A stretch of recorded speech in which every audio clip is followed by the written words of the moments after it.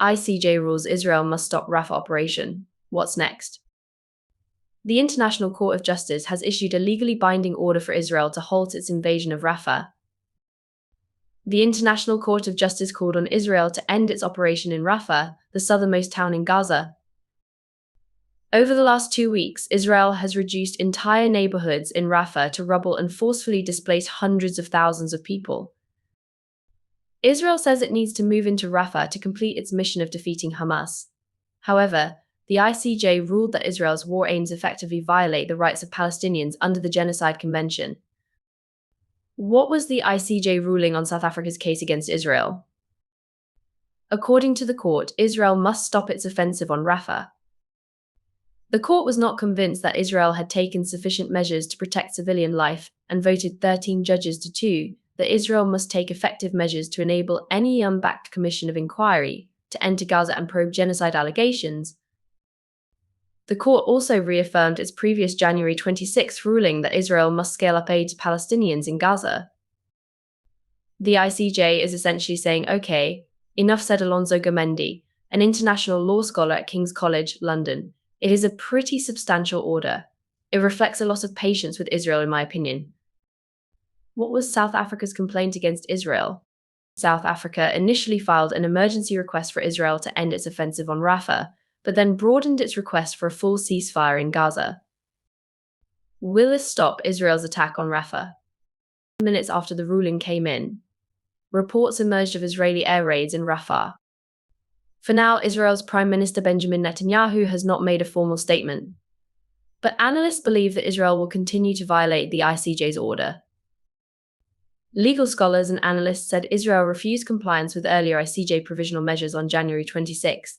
The ICJ had called on Israel to scale up aid to protect the rights of Palestinians under the Genocide Convention.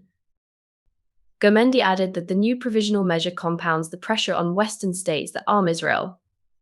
How can you justify selling weapons for Israel to use in Rafah? I don't think you can. I think it is legally impossible, he said. So while this ICJ order won't stop the operation in Rafah itself, it builds pressure on the idea that it is okay to just keep selling weapons to Israel. What else did the ICJ say? It ordered Israel to open the Rafah crossing for unhindered provision of aid. The order is legally binding on Israel. Previous ICJ orders to scale up aid have already put states on notice that there is an imminent risk of genocide and therefore their duty under the Genocide Convention to prevent that has already been triggered, said Heidi Matthews, a legal scholar at York University in Toronto. Obviously, some folks will be disappointed that there wasn't a full ceasefire order. This is still a big move, but it's not a full ceasefire move, she added. Any reaction from Palestine or Palestinian groups? Hamas welcomed the ICJ rulings. It said in a statement that Israel continues to commit massacres in the Gaza Strip. The group added that it expects the court to eventually issue an order for Israel to stop its war on the entire besieged Strip. What is happening in Jabalia and other governorates of the Strip is no less criminal and dangerous than what is happening in Rafah. We call on the international community and the United Nations to pressure the occupation to immediately comply with this decision and to seriously and genuinely proceed in translating all UN resolutions that force the Zionist occupation army to stop the genocide it has been committing against our people for more than 7 months. How did Israel respond? The response from Israeli officials has been largely defiant.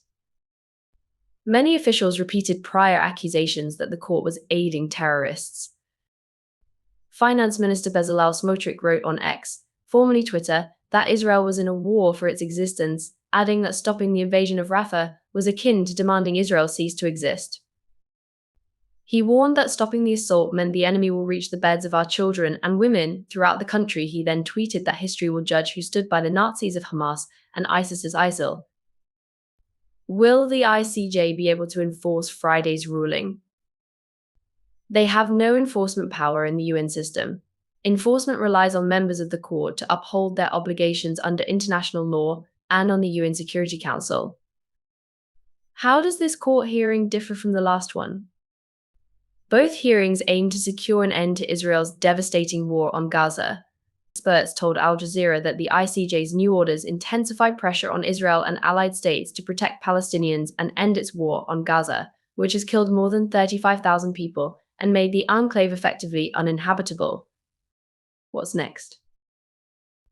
ICJ orders are legally binding. However, the court's ruling will now be discussed at the UN Security Council, where states can decide to take united action to enforce the court's orders. Security Council resolutions are also legally binding. However, the US has a veto, which it has historically used to shield Israel from the consequences of violating international law. On April 18th, the US vetoed a proposed resolution that would have made Palestine the 194th EU member,